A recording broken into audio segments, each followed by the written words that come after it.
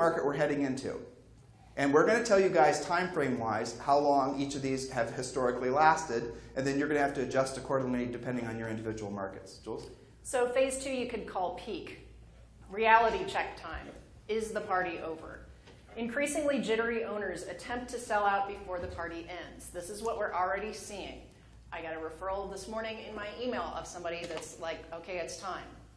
Supply jumps as prices stagnate. So you're going to see an uptick in inventory. We already have reports in multiple cities of this. The inflection point where the market could sell off again, or it might become more of a buyer's market.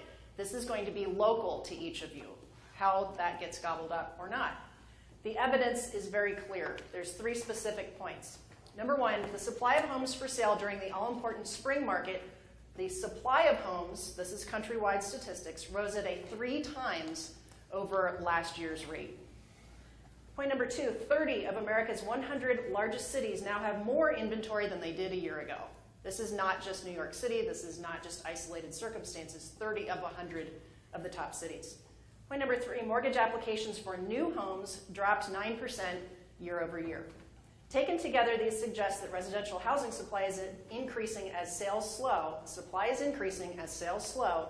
Exactly what you would expect to see in the transition from stage 1 to stage 2. So let me use my pretty graph. Yes. Can you grab the other side of this, Jules? Yep. All right, so this is the easiest way to explain it. This is the past 10 years. Explain this to your sellers when you guys are at listing appointments. You should be taking notes. Take notes. I don't care what language you do it in. Do it in Russian. Take notes or Polish. This is the last 10 years. Okay? This is basically supply or listing inventory. You guys see this over here? It's not that fancy of a graph. Julie, can you pull your slide over? Thanks. So basically phase 1 is the building of inventory. This is the last 10 years. This was basically probably, arguably 2011 is when the market bottomed. Okay, then it basically is built back up. So between 2011 and 2000, let's call it 19, how many years is that? Who can do math quick? Okay. Don't ask him for help with math. All right, so here's what happens. Inventory builds up, and then basically, you go through some gyrations and some jittery moments where basically, this is peak pricing right here, okay? And there's, again, I don't want to waste a lot of time talking about the graph, the statistics, and the wonkish crap, because it really isn't relevant that much, because it's not like they're going to sit in front of sellers and give some sort of Bloomberg report. Exactly. So basically, this is what your peak is going to be. And then what happens basically is the inventory has a tendency to sell off. So inventory rises up here, and people get nervous. And then it sells back off, and then the seller said, oh, I'm still good. I'm going to wait it out. And then the inventory starts to rise again. And when the inventory starts to rise, all these sellers that were right here that were worried that, they start to get nervous again because they see the inventory, and then they hit the eject button. This is where we are right now. The inventory is rising across the country, and you're going to start getting, is Gary Zahandos here yet? Gary, we have a listing referral for you for Laguna Beach for $2 million from an email we got this morning from somebody Julie knew when we lived there part-time, who is right here in phase 2. And here's what the email said. He said, I am now ready to sell, cash out, I will sell and he's been in this house for probably 30 years, okay? He wants to move to a high-end luxury rental instead. You're welcome. Hitting the eject button. So, yes, there you are. I'll get you details later. Yeah. Okay, so that's what a phase 2 situation looks like. In phase 2, you basically have sellers saying, oh my gosh, I may have missed the market. I'm going to hit the eject button. Maybe I should have done it back here. And then what happens? The inventory rises again. Now, sometimes, and this is what, so Julie and I watched in 2006, the markets went up and they went down. And we watched, because we had coaching clients. You guys have you guys have better information than anybody. I don't care. MLS, banks, Case-Shiller, none of those people know what you guys know, because you guys are the boots on the streets. You are the very leading edge of what's really, truly happening in the marketplace. Not any of these reporters, not any of these other things. All these other sources of information, they're delayed by sometimes as much as 90 to 120 days. And if your business and livelihood is dependent on basically relying on those outdated sources for information, you're going to be screwed because you're going to miss the market. And if you have a big team, for example, this is the reason that phase 1 basically sees the building of teams and phase 2 sees the failing of teams, is because if you are basically in a team and you have all this high overhead, and brokerage is the same thing, and you see your you see listings taking longer to sell, you see your revenue dropping, you might fool yourself into thinking that, oh, you know what, it's going to get better, just like those sellers do in phase 2. Oh, it's back, we're good. Now, sometimes what happens is the market sells off again. That happened in 2006 and 2007 in San Diego, and happened a little blip.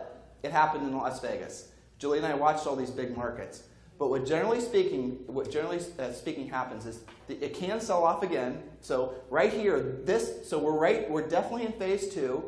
We could have another sell-off where it looked like we were ahead of our skis, telling you guys this. But then what happens after that is then the inventory skyrockets.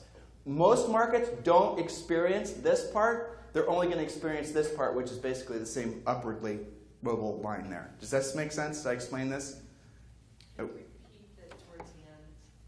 The bottom line is your marketplace is going to have an experience where, again, it might not be all of your market, might be, so you guys have to adjust accordingly based on your own information.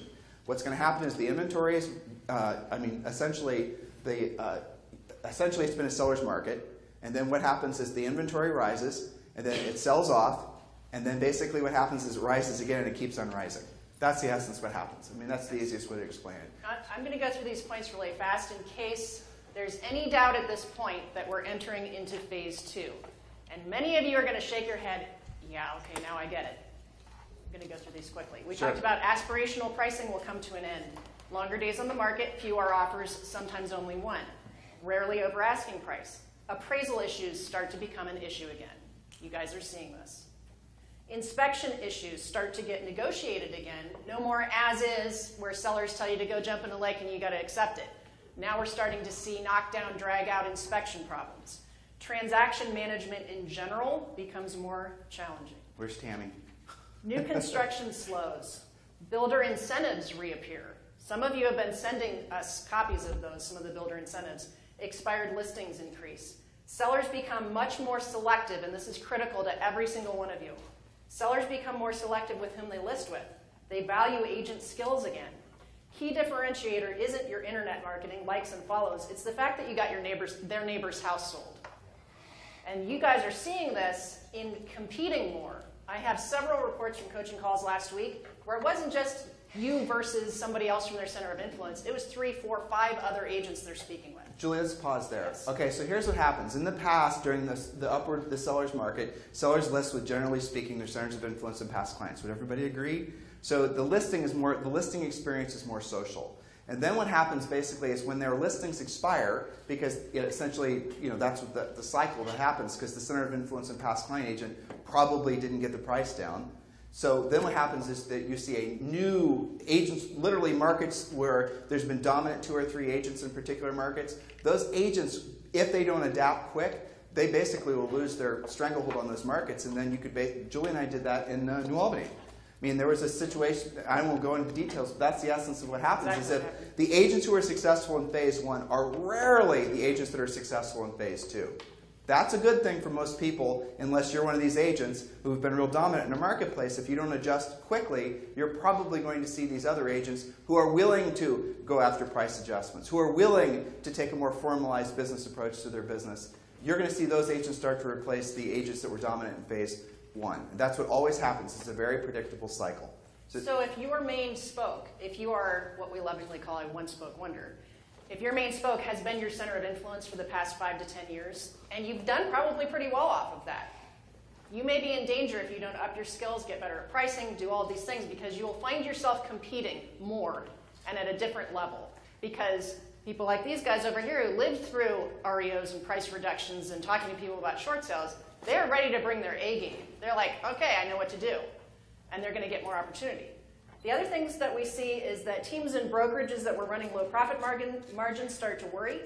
Most of the industry puts its head in the sand and goes into denial about the market changing. We're already seeing posts on Facebook from agents who are not citing any facts or stats. They're just saying, oh, it's impossible because it doesn't look exactly like 2006. Okay, that's an inflection point. So what we were waiting for, what Julie and I were waiting for, is negative news that was coming out in mainstream media. Pick your mainstream media source, and that's happening right now. Look at the headlines this weekend. There was reports that came out a week ago, about 10 days ago, and now they're starting to make it in mainstream media. Now you're going to start hearing, now use this to your advantage when you have listings. they're going to start basically, everyone's going to start realizing psychologically that there's a change in the housing market. Now, when they psychologically, buyers, where this is phase 3, some a little bit ahead of you, right? When psychologically, when the buyers start believing that it's no longer, they're no longer motivated to buy a house out of fear of loss, right? Isn't that how agents generally have been selling houses in phase 1? Where they basically said if you don't buy the house quick, you're going to lose the opportunity. It's going to be more expensive the next time around. Interest rates are at an all-time. Do I hit all the hot buttons that buyers agents have been saying? Okay, so that's all going to go away because the buyers are going to be, nope, I'm out. I'm going to wait. I'm going to wait to time the market. I had panicked coaching calls from brokers and agents over the past 2 weeks because they're having their escrows fall out because the buyers are bailing because the news reports were starting to trickle out. I told you guys this was the crappy part of the presentation, so you've been warned. You've been warned. So those of you who've been through the market, are you with me so far? You've been through these cycles before. You know what happens. Now, we're going to get to essentially, let's get to phase 3. Okay. 2 more things. BPO orders start to increase. Those of you who are running BPO cash flow businesses, you see that. And a hard-to-sell listing in phase 2 now takes months, not weeks. So phase 3 you could categorize as bust. Inventory builds. Sellers start having to lower prices. This begins the vicious cycle you were just talking about. Buyers go on strike, not wanting to catch a falling knife, causing sellers to drop prices further. The return of real appraisal problems. Banks tighten lending standards again to stave off future foreclosure issues. Home equity lines of credit, otherwise known as HELOCs, get capped or taken away. Anyone in the real estate industry has a very tough time getting a loan personally, let alone to buy a house. Banks become nervous about all of us. Upper-end would-be sellers decide to lease their properties instead. Again, we're already seeing this in New York City, in San Diego, in Las Vegas, and Los Angeles. So they decide to lease. Many homeowners' equity has been wiped out in this phase. History has shown that these people will strategically default.